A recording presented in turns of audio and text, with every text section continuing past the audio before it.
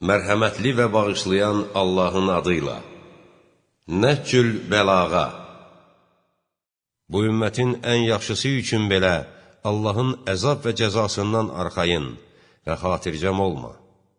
Çünki eyb və nöqsan sifətlərdən pak və uzaq olan Allah buyurub ki, Allahın cəzasından ziyana uğramış tayfadan başqa heç kəs xatircəm olmaz.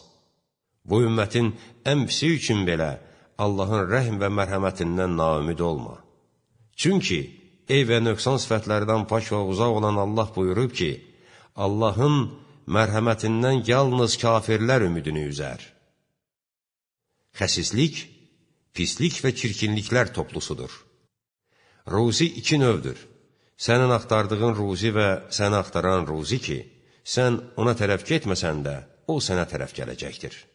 Buna görə də, ilinin qəm-qüssəsini gününün qəm-qüssəsinə yükləmə.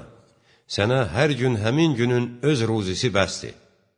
Belə olan halda, əgər il sənin ömründən olsa, Allah Teala yeniləşən hər bir sabahda sənə ayırdığı ruzini tez sənə çatdıracaq.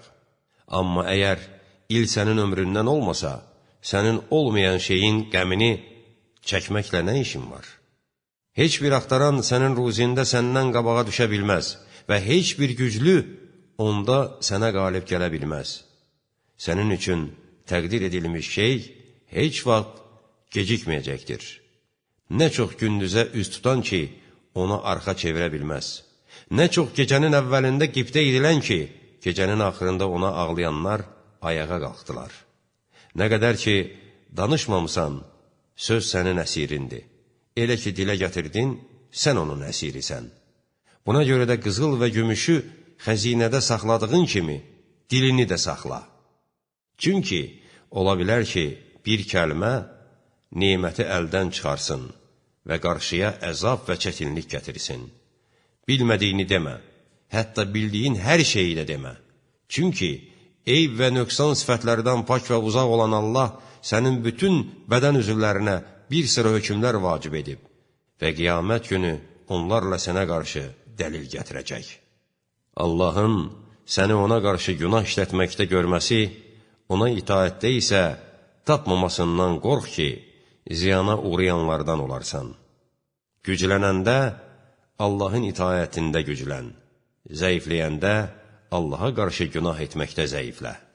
Gözünlə dünyanın etdiklərini görə-görə ona arxalanmaq, ürək bağlamaq nadanlıqdır. Savabına əmin olduğun zaman gözəl əməldə səhlənkarlıq etmək ziyana uğramaqdır. Sınamamış hər bir kəsə etimad etmək acizlik və uğursuzluqdur. Allaha qarşı ancaq dünyada günah edilməsi və onun yanında olan şeyə ancaq dünyadan uzaqlaşmaqla nail olunması, dünyanın Allah yanında həqirliyinin nişanələrindəndir. Bir şeyi axtaran kəs, onu və ya onun bir hissəsini tapacaqdır. Öz məqam və dərəcəsini itirən kəsə, atalarının məqam və dərəcəsi fayda verməz. Arxasında od olan xeyir və yaxşılıq deyil. Arxasında cənnət olan çətinlik və pislik deyil.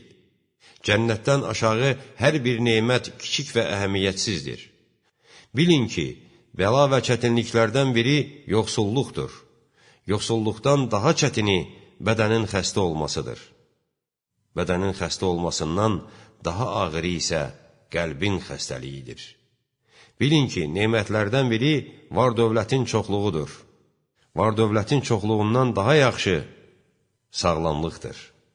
Sağlamlıqdan daha yaxşı isə qəlbin pərhizkarlığıdır.